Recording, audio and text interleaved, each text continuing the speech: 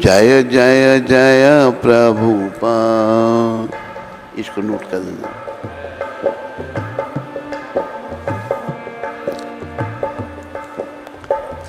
जय जय श्री कृष्ण चैतन्य नित्यानंदा,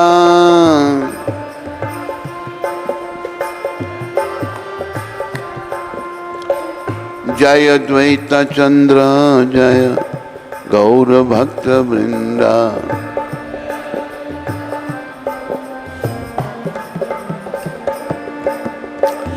जय जगन्नाथ जय जगन्नाथ दीन बंधु जय जगन्नाथ।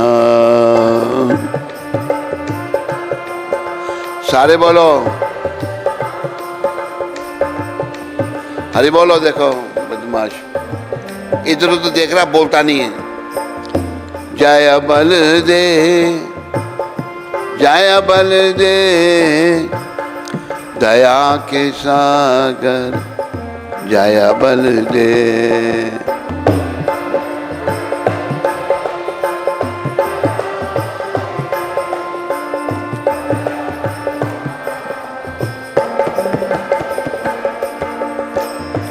जय सुभद्रा जय सुभद्रा करुणामयी जय सुभद्रा।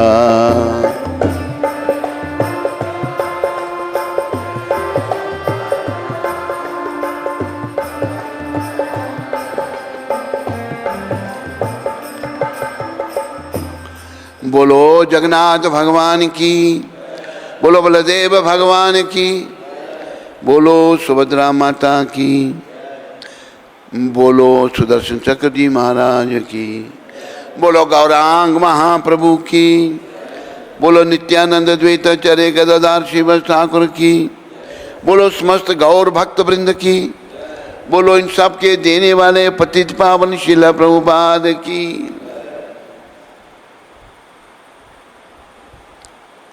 हरि बोल हरि नाम। ये देख 1 2 तीसरा नंबर खड़ा कर इसको, इस लाइन में तीसरा नंबर।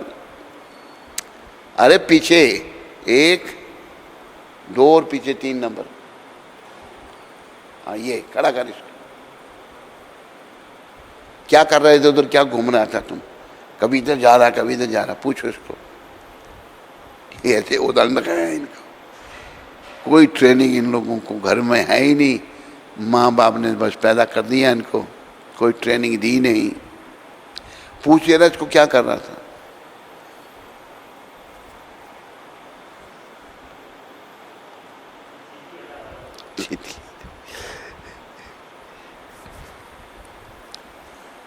तो प्रभुपाद कृपा से,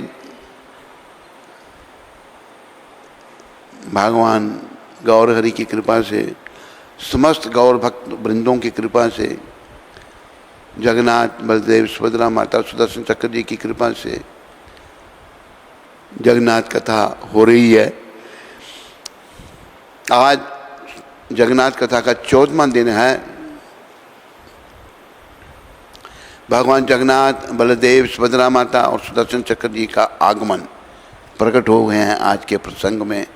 ये प्रसंग चल रहा है कल से भी। तभी राजा ने देवी सरस्वती की मधुर दिव्य स्वर में आकाशवाणी सुनी, राजन इन श्री विग्रहों को मंदिर में इसी रूप में स्थापित करो। आपको पता है जब शिल्पी भी कोई भगवान ही आए थे स्वयं, उन्होंने मूर्तियाँ बनाई हैं और कहा 21 दिन से पहले कोई मुझे डिस्टर्ब नहीं करेगा। पहले थोड़ी आवाज़ आती रही मूर्तियाँ बनाने की। 14 दिन के बाद जब आवाज़ नहीं आई, राजा की रानी ने, गुंडीचा ने, माता ने कहा वो तो शिल्पी मर गया होगा, मैं ब्राह्मण हत्या लग जाएगी। देखो दरवाज़ा खोला तो शिल्पी थे नहीं, वहाँ पर भगवान गायब हो गए थे और ये विग्रह जगन्नाथ बलदेव। राजा सोचने लगा भाई ये अधूरे विग्रह, हमने गलती कर दी, जो जल्दी दरवाज़ा खोला। राजा अनशन पर बैठ के मैं प्राण छोड़ दूंगा। तब आकाशवाणी हुई कि राजन इन शिव विग्रहों को मंदिर में इसी रूप से स्थापित करो। जो रूप बना है, शिव विग्रहों को अलंकृत वस्त्रों से अच्छी तरह ढकने और उन्हें राग रंग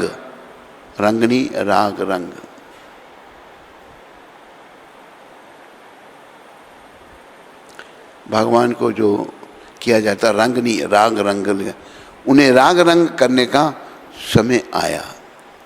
जगन्नाथ विग्रह का राग रंग सावन के बादलों के समान शामिल होना चाहिए। कैसा रंग वो बता रही हैं। बलराम जी का रंग पूर्ण चंद्र जैसा उजला होना चाहिए। सुभद्रा जी का रंग केसरिया और सुदर्शन चक्र जी लाल और सफ़ेद रंग का होना चाहिए।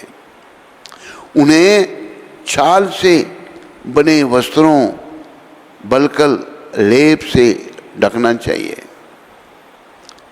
हे राजन, तत्पश्चात आप भगवान जगन्नाथ, उनके भाई और बहन के लिए एक भव्य मंदिर का निर्माण करें। श्री मूर्ति के राग रंग और संस्थापन के कार्य का दायित्व विश्ववसु और उनके वंशजों को सौंप दें। देखो, राधा नील माधव की सेवा करते थे विश्ववसु, तो भगवान ने बोला कि जगन्नाथ, उनके भाई और बहन के लिए एक भव्य मंदिर निर्माण करें। श्री मूर्ति के राग रंग और संस्थापन के कार्य का दायित्व विश्ववसु और उनके वंशजों को सौंप दो। उनके वंशज आज भी हैं, उनको सौंप दो। विद्यापति की ब्राह्मण पत्नी से उत्पन्न पुत्र क्रम पूर्वक भगवान जगन्नाथ की पूजा करें। विद्यापति की ब्राह्मण पत्नी भी थी और ललिता जो थी वो विश्ववसु की बेटी थी, तो वो ब्राह्मण नहीं थे। तो वो ये भगवान जगन्नाथ की पूजा करें और उनकी शवर पत्नी से उत्पन्न पुत्र भगवान जगन्नाथ के लिए विविध प्रकार के व्यंजन बनाए, भोजन बनाए। विश्ववसु के गांव के दैता और उनके वंशज रथ यात्रा के समय 10 दिनों तक भगवान की सेवा करें। वे दैता ही श्री बलदेव, श्रीमती सुभद्रा देवी और भगवान को रथों पर बैठाकर गुंडीचा मंदिर ले जाएं। सबकी सेवा भगवान बता रहे हैं, कौन क्या करेगा। आज भी वैसे ही चला आ रहा है। आप इन प्रतिमाओं का पूजन प्रारंभ कर सकते हैं। ब्रह्मलोक से इनकी स्थापना हेतु ब्रह्म जी को आप लेकर आए। ये भी आदेश हुआ, ब्रह्मलोक से ब्रह्मा जी को लेके आए इनकी स्थापना करने के लिए। बोलो ब्रह्मा जी महाराज की, बोलो इंद्रदमन जी महाराज की। श्री मूर्ति को अंतिम रूप प्रदान करने में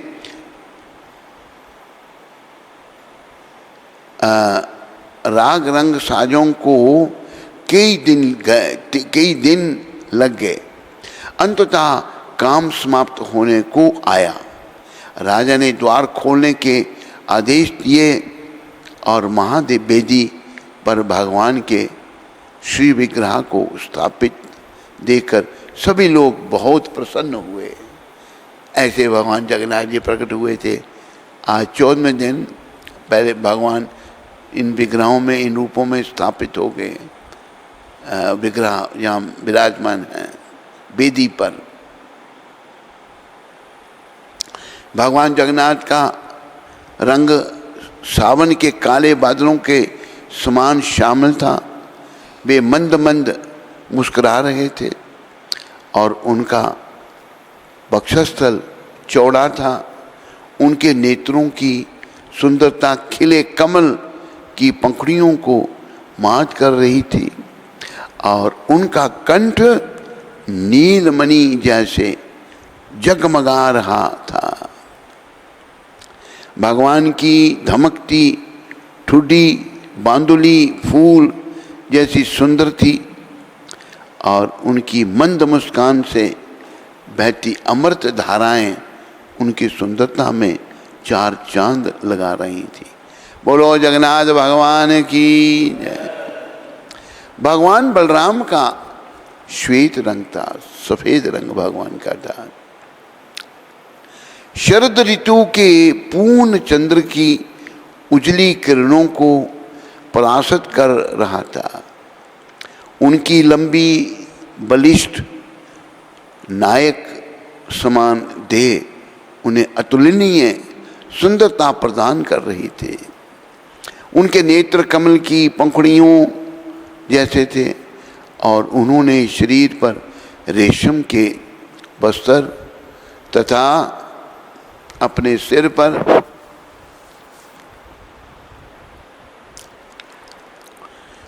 रेशम की पगड़ी धारण कर रखी थी।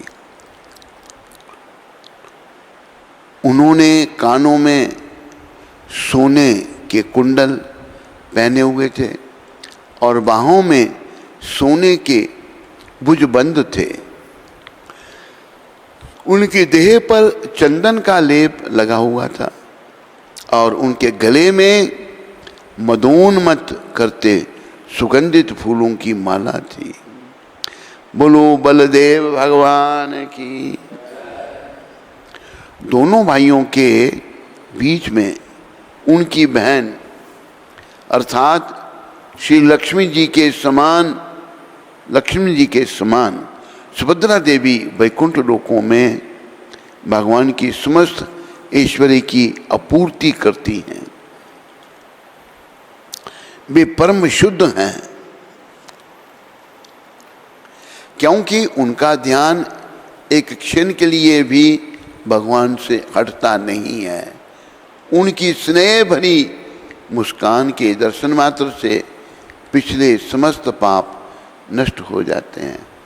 बोलो सुभद्रा माता की।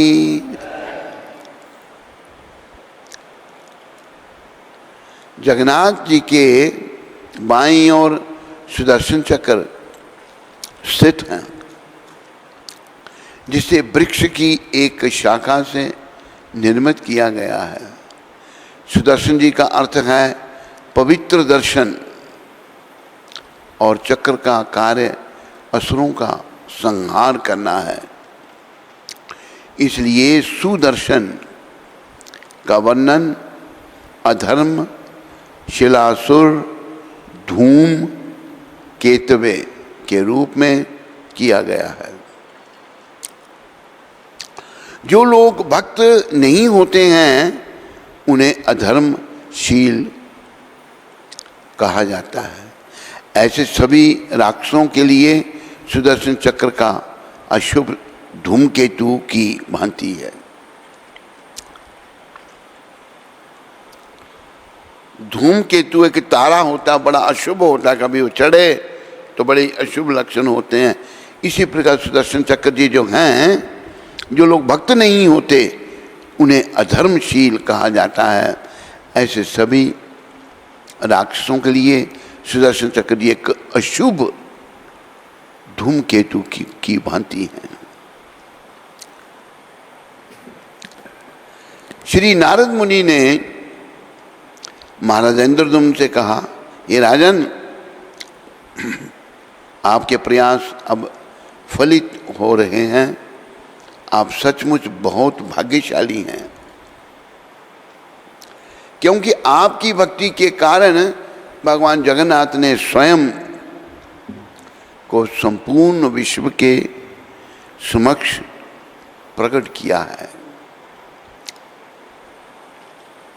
वे दया के सागर हैं और अपने सभी भक्तों पर आशीष बरसाते हैं, आशीर्वाद देते हैं भगवान। विभिन्न ब्राह्मणों के मार्गदर्शन में राजा इंद्रद्युम्न स्तुतियां गाकर भगवान जगन्नाथ की वंदना करने लगे। हे भगवान, आप दया के सागर हैं। आप ही पूर्ण पुरुषोत्तम भगवान हैं।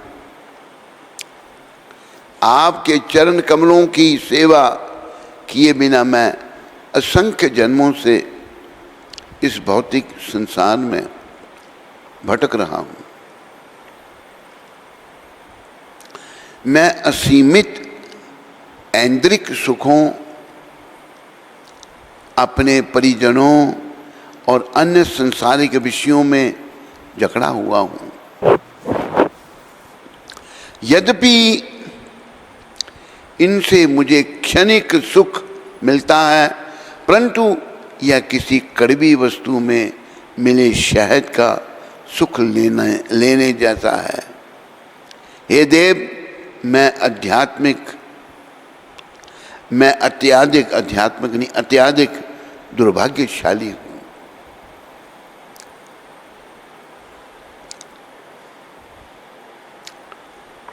प्रार्थना भगवान से कर रहे हैं भक्त भगवान के।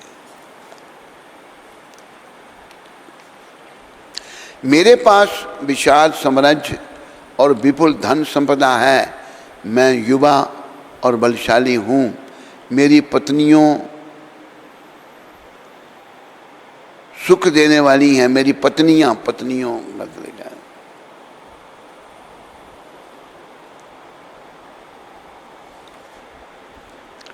और कोई अन्य राजा हम पर आक्रमण करने या हमें क्षति पहुंचाने की हिम्मत नहीं करते हैं। यद्यपि मेरे पास वे समस्त वस्तुएं हैं जिनकी लोग कामना करते हैं, परंतु मुझे इनकी तनिक भी परवाह नहीं है। कृपा करके आप अपनी पावन दया दृष्टि डालकर मुझे क्षणिक सुख के इस सागर से उबारिए जो नाना दुखों और पीड़ाओं से ग्रस्त है। देखो क्या प्रार्थना की है। ये प्रार्थना हम सबको करनी चाहिए।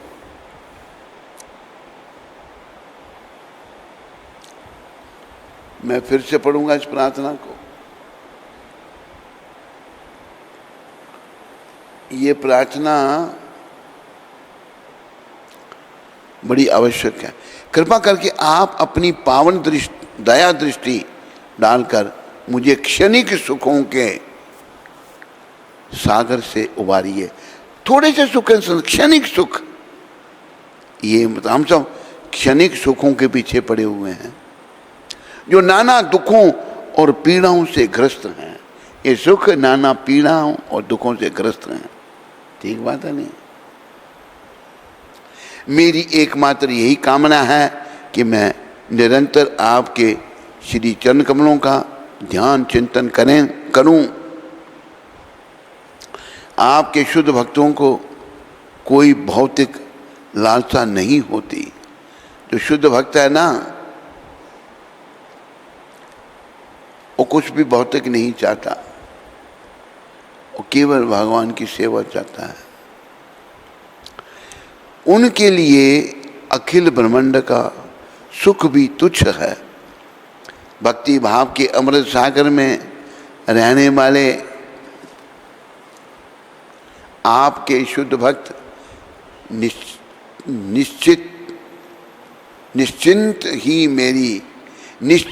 मेरी ऐसे आनंद में मगन रहते हैं। आपके शुद्ध भक्त निश्चित ही ऐसे आनंद में मगन रहते हैं जिसके समक्ष आनंद के अन्य सब स्रोत तुच्छ रह जाते हैं। ऐसे शुद्ध भक्त भक्तिमय सेवा की तुलना में अन्य किसी भी प्रकार के आनंद को तिनके के समान तुच्छ समझते हैं। शब्द हैं शुद्ध भक्त भक्तिमयी सेवा की तुलना। भगवान की सेवा भक्तिमयी होनी चाहिए। और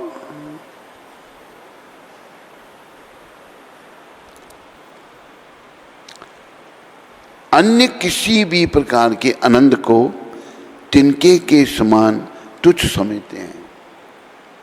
जो भक्ति में सेवा कर रहा है और कुछ नहीं चाहता, वो तिनके के समान बाकी सुख हैं। हे भगवान, कृपा करके मुझे अपनी सेवा में संलग्न करें। गोविंद मेरी यही प्रार्थना है, गोविंद मेरी भूलूं न मैं नाम कभी तुम्हारा।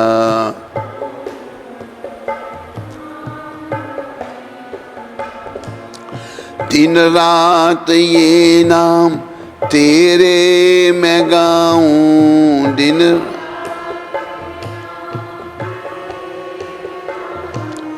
गोविंद दामोदर मात बेटी, गोविंद दाम। हे कृष्ण हे यादव हे सखेती, हे कृष्ण देहांत काले तुम सामने हो, देहन सारे बोलो। बंसी बजाते मन को लुभाते,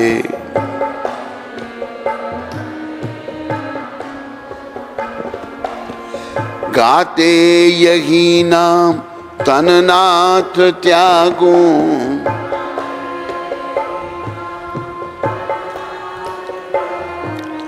गोविंद दामोदर माधवेति, गोविंद।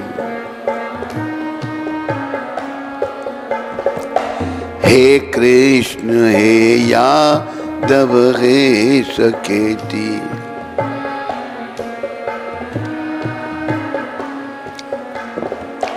प्यारे जरा तो मन में विचारो प्यार,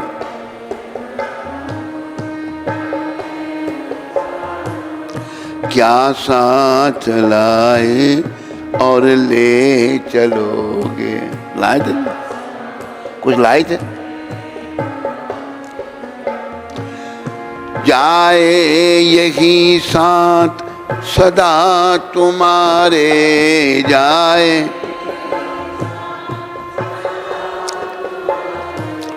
गोविंद दामोदर माधवेति, गोविंद।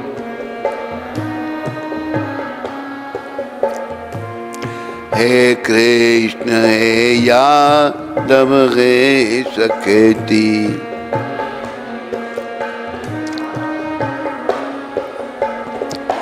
नारी धरा धाम सुपुत्र प्यारे,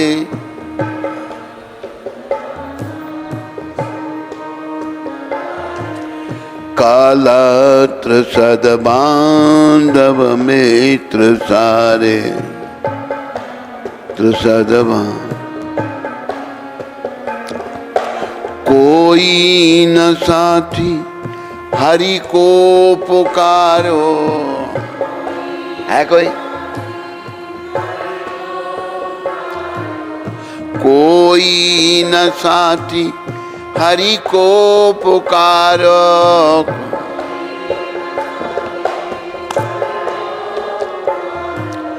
गोविंद दामोदर माधवेति, गोविंद।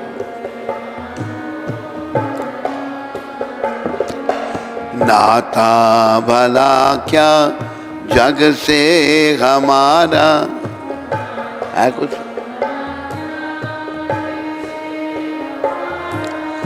आए यहाँ क्यों कर क्या रहे हैं, आए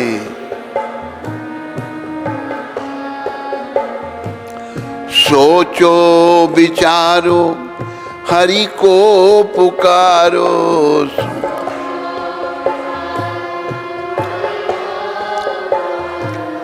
सोचो विचारो हरि को पुकारो,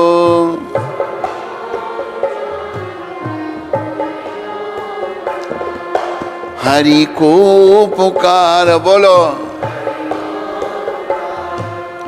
गोविंद दामोदर माधवेति, गोविंद।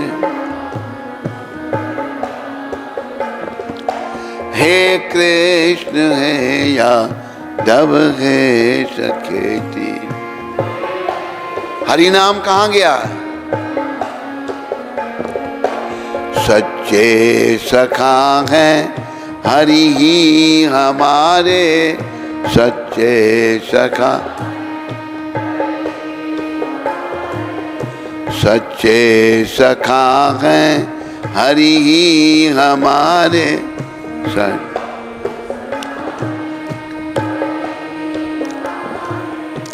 माता पिता शील सुबंधु सारे,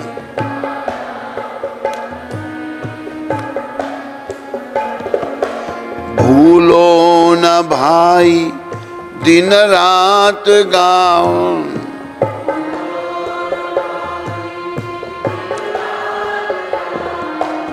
गोविंद दामोदर माधवेति, गोविंद।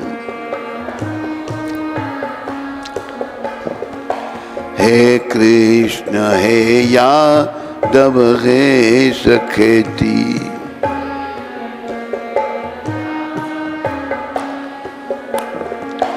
गोविंद मेरी यही प्रार्थना है, गोविंद।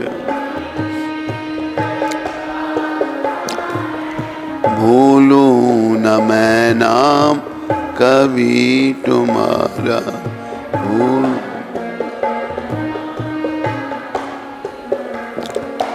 हरे कृष्ण कृष्ण कृष्ण हरे हरे, हरे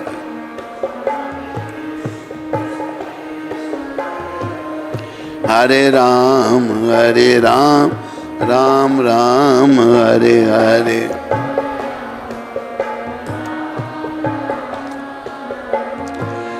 हरे कृष्ण कृष्ण कृष्ण हरे हरे, हरे राम राम राम हरे हरे। हरि नाम को बुलाओ, किसी को भेजो।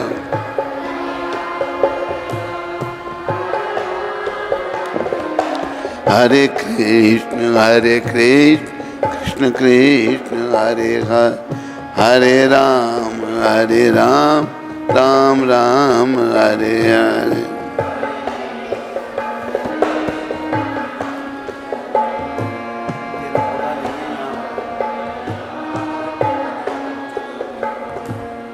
हरे कृष्ण कृष्ण कृष्ण हरे हरे, हरे राम राम राम हरे हरे।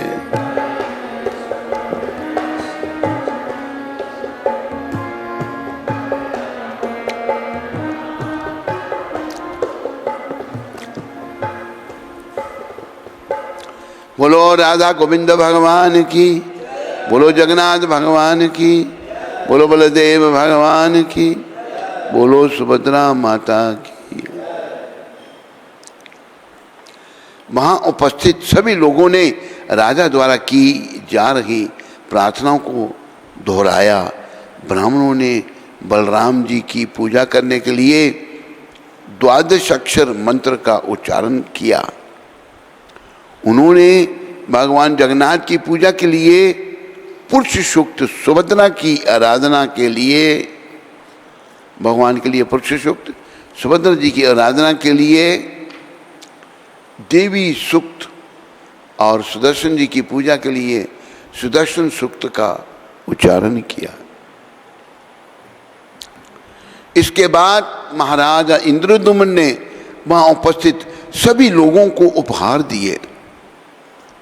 उन्होंने ब्राह्मण को तुल पुरुष अर्थात प्रत्येक व्यक्ति के भजन के बराबर स्वर्ण और बहुमूल्य वस्तुएं नहीं। कितना दान किया!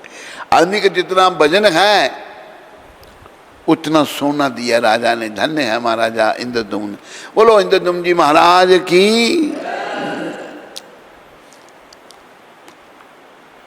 स्वर्ण और बहुमूल्य वस्तुएं दी। उन्होंने सुंदर आभूषणों से सुसज्जित हजारों गायें दान में दी।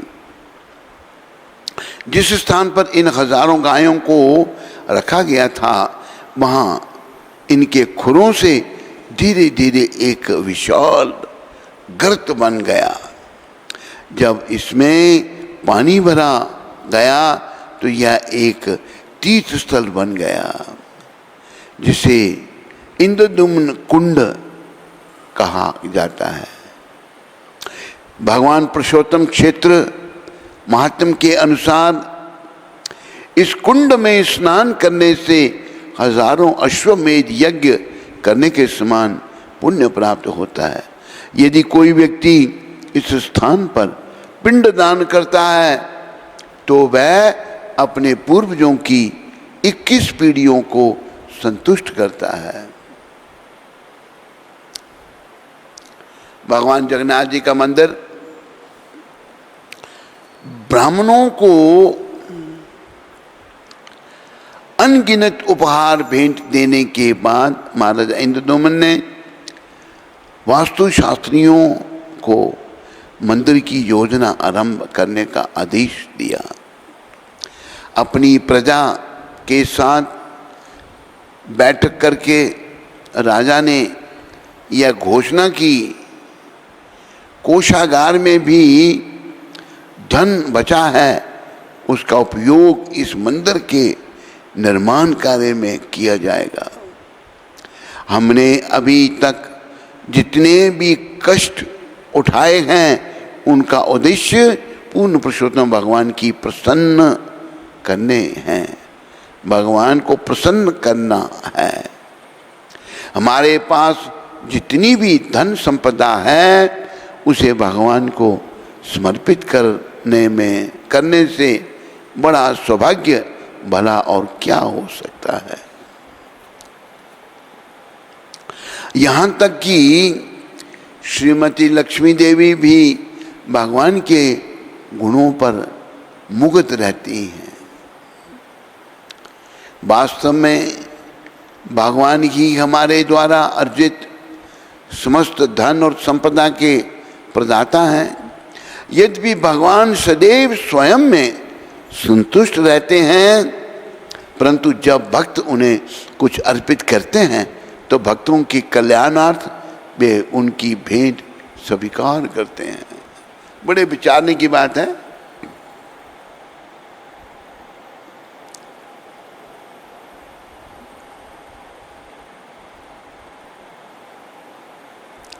भगवान अपने अपने में सदा संतुष्ट हैं, अपने आप में सदा प्रसन्न हैं, लेकिन भक्तों के कल्याण के लिए उनकी भेंट स्वीकार भी करते हैं भगवान।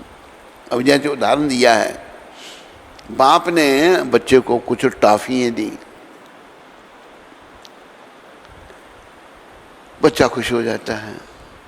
उन्हीं टॉफियों से उठाकर बच्चा एक टॉफी बाप को देता है। जब उन्हीं की चीज़ दी हुई बच्चा बाप को वापस दे, बाप खुश हो जाता है। इसी प्रकार भगवान का सबको दिया हुआ उन्हीं का है।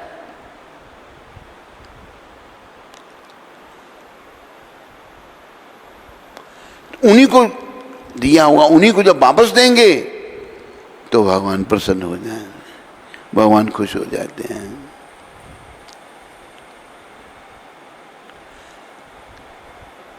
भगवान को किसी से भी सेवा पाने की आकांक्षा नहीं है। इसलिए आइए हमारे पास जितने भी साधन हैं उनसे तुरंत सारी तैयारियां आरंभ करें। भगवान को नहीं पर लेकिन हमारे कल्याण के लिए भगवान ऐसा करते हैं।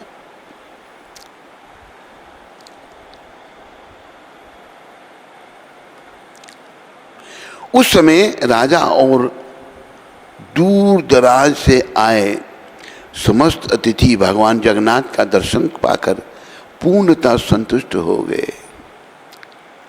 राज ज्योतिषियों ने गणना करके निर्माण कार्य आरंभ करने का एक शुभ मुहूर्त निश्चित किया और मंदिर निर्माण हेतु पत्थर, कारीगर, औजार आदि का प्रबंध किया जाने लगा। श्री इंद्रद्युम्न जी ने पत्थरों से मंदिर का निर्माण करने के लिए बौल माला नामक स्थान से पत्थरों को मंगवाने की व्यवस्था की। बौल माला, इसके लिए वहाँ से आरंभ कर नीलकंदर तक एक मार्ग का निर्माण करवाया। उसी रास्ते से पत्थर मंगवाकर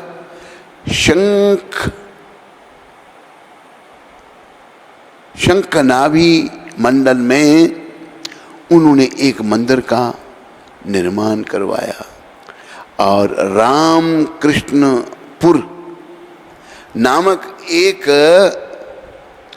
ग्राम की स्थापना की। रामकृष्णपुर श्री मंदिर की धरती से 60 हाथ नीचे और धरती के 120 हाथ ऊपर निर्मित करवाया गया।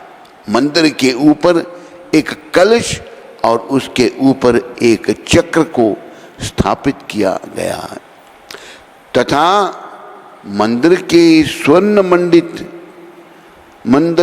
मंडित बनाया गया। स्वर्ण मंडित। समय के साथ साथ निर्माण कार्य बढ़ने लगा। धीरे धीरे नीलाचल पर्वत पर एक ऐसा भव्य मंदिर प्रकट होने लगा जिसे देखकर सभी आश्चर्यचकित रह गए। जय हो, इतना सुंदर मंदिर। पूर्ण पुरुषोत्तम भगवान को प्रसन्न करने के लिए महाराज इंद्रद्युम्न ने उदारता पूर्वक अपने राज्य कोष के दरवाजे खोल दिए। यहाँ तक कि देवी देवता भी वास्तु शिल्प की इस अद्भुत रचना को देखकर मंत्रमुग्ध रह गए। अब जब निर्माण कार्य अपने अंतिम चरण में पहुंचा तो नारद मुनि ने महाराजा इंद्रद्युम्न से कहा, अपने पिता ब्रह्मा जी के अनुरोध पर मैं आपकी सहायता करने आया था। ब्रह्मा जी ने भेजा था नारद जी को इंद्रद्युम्न जी की सहायता करने के लिए। अपने पिता ब्रह्मा जी की अनुरोध पर मैं आपकी सहायता करने आया था। अब मुझे लौटकर उन्हें भगवान जगन्नाथ के प्रकट होने और मंदिर के निर्माण कार्य के बारे में सूचना देनी होगी। बोलो जगन्नाथ भगवान की, बोलो देव ऋषि नारद जी महाराज की। हरि बोल। हरि नाम नहीं मिला है? नहीं है, है? महाराजा इंद्रद्युम्न ने अनुरोध किया, प्रभु मैं आपके साथ ब्रह्मलोक जाना चाहता हूँ। पितामह ब्रह्मा जी मुझ पर बहुत दयालु रहे हैं, इसलिए मैं इस मंदिर का शिलान्यास करने के लिए उन्हें आमंत्रित करना चाहता हूँ। कृपा मेरे दोषों का अनदेखा करके मुझे अपने साथ चलने की अनुमति दें। इतना कहकर राजा नारद मुनि के चरणों में गिरकर नतमस्तक हो गए। नारद जी ने राजा इंद्रद्युम्न को उठाया और कहा, हे राजन, आपका यश तीनों लोकों में है। आपकी भक्ति उदाहरणीय है। आप उचित वैदिक कर्म कांडों और विधानों के अनुसार भगवान जगन्नाथ की व्यवस्था करके मेरे साथ ब्रह्मलोक चलें यहाँ ब्रह्मा जी आपको इन उपचारों के विषय में और अधिक जानकारी देंगे। अन्य ग्रहों की सुगम यात्रा। इसके बाद नारद मुनि और महाराजा इंद्रद्युम्न ने भगवान जगन्नाथ को प्रणाम किया। भगवान के विग्रह रखे गए हैं, प्रणाम किया और उनसे ब्रह्मलोक जाने की अनुमति मांगी। वे एक दिव्य विमान पर सवार हुए और स्वर्गलोक की ओर प्रस्थान कर गए। महाराजा इंद्रद्युम्न और नारद जी महाराज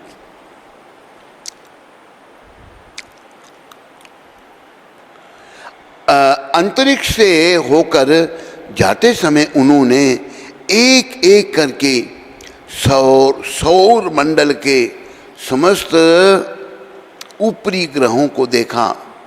महरलोक, जनलोक और तपोलोक से गुजरते समय उन्होंने मौसमी फलों और फूलों से भरे बाग बगीचे और सुंदर ढंग से सजे हुए आश्रम देखे।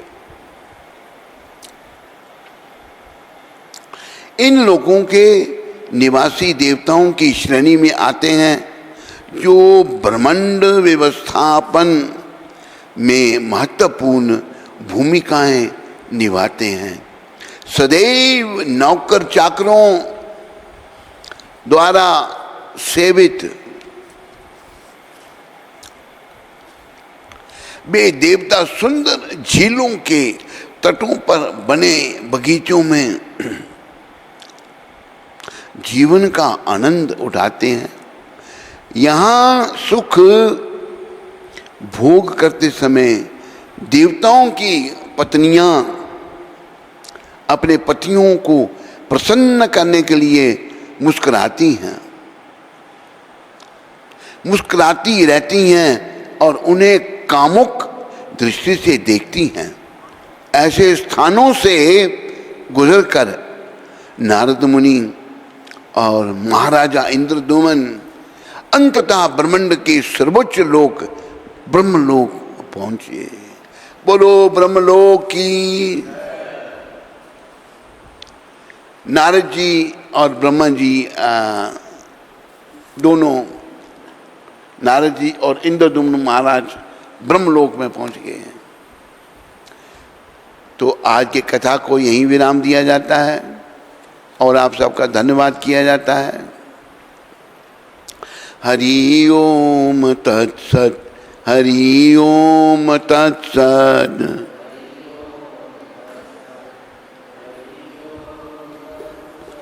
जपा कर महामंत्र है जे जप।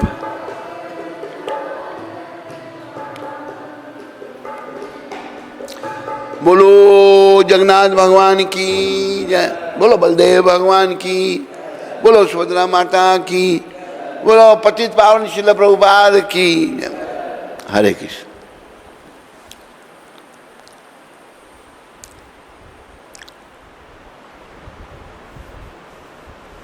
दिनेश शर्मा जी, कटरा माता वैष्णो देवी यूनिवर्सिटी से। गुरु महाराज जी के चरणों में दंडवत प्रणाम।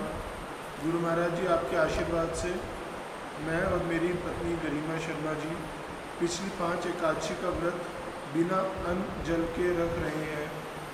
पहले हम कभी ऐसे व्रत का पालन नहीं कर पाते थे। कृपया अपना आशीर्वाद ऐसे ही बनाए रखना कि हम दोनों ऐसे ही पूरी निष्ठा के साथ हमेशा व्रत कर सकें। फिर से आखिरी शब्द रिपीट कर। कह रहे हैं कि पिछली 5 एकादशी से निर्जला व्रत कर रहे हैं। हाँ, और तो नहीं कुछ चाहते ना, भी बता रहे हैं खाली हैं। ठीक है, धन्यवाद आपका शर्मा जी, शर्मा परिवार। प्राण गोपाल प्रभु गयाना से। हरे कृष्ण। गुरु महाराज जी के पावन चरण कमलों में दास का कोटि कोटि दंडवत प्रणाम। गुरु महाराज जी, पिछले 1 महीने से मेरी पुत्री की तबीयत खराब हो गई है। उसका इलाज भी चल रहा है और हम लोग प्रार्थना भी कर रहे हैं, किंतु उसकी तबीयत में कोई सुधार नहीं हुआ है।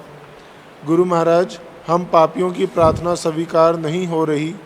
आपसे प्रार्थना है कि आप कृपा करके उसके लिए प्रार्थना कर दें ताकि उसकी तबीयत जल्दी से ठीक हो जाए और हम सब भक्ति में वापस पहले की तरह लग जाएं, क्योंकि परिवार में एक के बीमार हो जाने से सबकी भक्ति में बाधा आ गई है।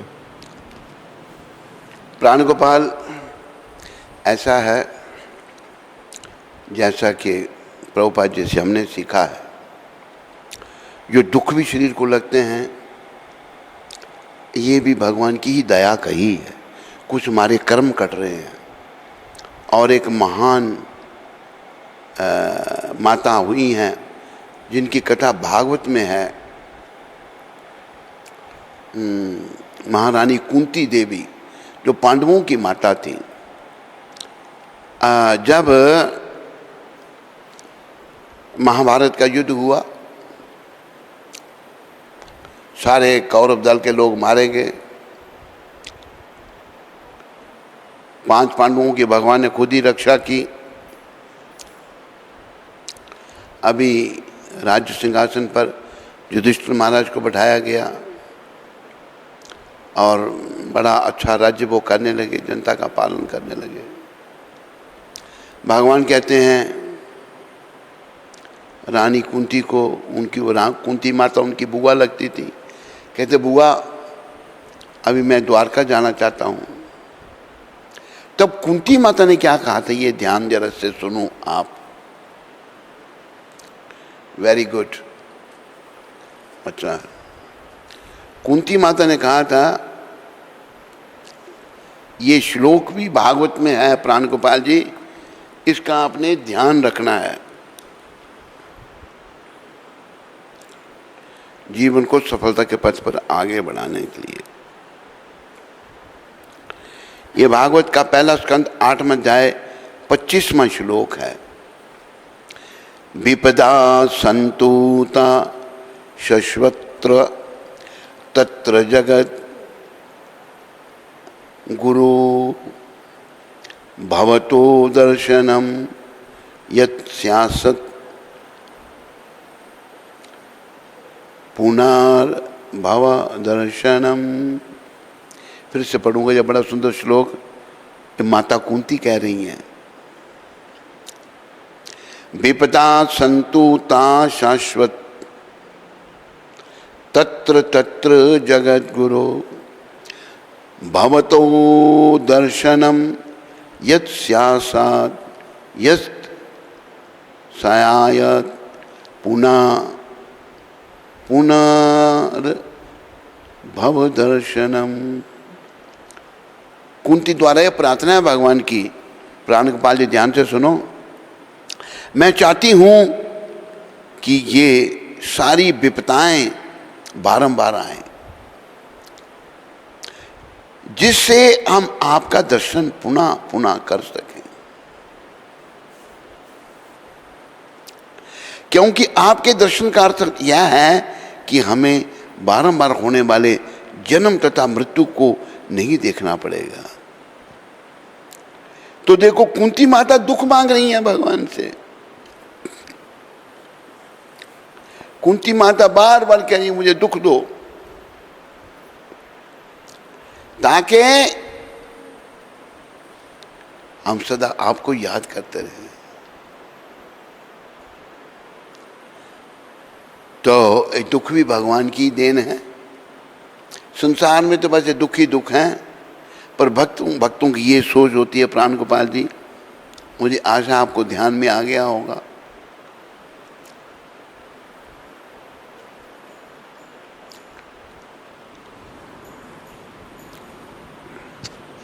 हरे कृष्णा। तो गुरु महाराज जी का बहुत बहुत आभार। जगन्नाथ भगवान की कथा का जो गायन चल रहा है उसके लिए गुरुदेव का बहुत बहुत आभार। सभी लोग 3 बार हरि बोल बोल के आभार व्यक्त करेंगे। हरि बोल, हरि बोल, हरि बोल। बोले सद्गुरुदेव महाराज की। जगत गुरु शिला प्रभुपाद की जय। आज गुरुकुल के लिए जम्मू कश्मीर से डॉक्टर शिप्रा कपूर जी, गुजरात से दिव्यम जी, इन लोगों ने गुरुकुल के बच्चों के लिए अपनी सेवा भेजी है। तो इनका और इनके परिवार का शिला प्रभुपाद आश्रम उधमपुर के सभी भक्तों की ओर से बहुत बहुत धन्यवाद। हरि बोल। उत्तराखंड से कृष्ण नारायण दास जी ने अपनी सेवा भेजी है गुरुदेव के लिए। तो उनका और उनके परिवार का शिला प्रभुपाद आश्रम उधमपुर के सभी भक्तों की ओर से बहुत बहुत धन्यवाद। हरि बोल, हरि बोल।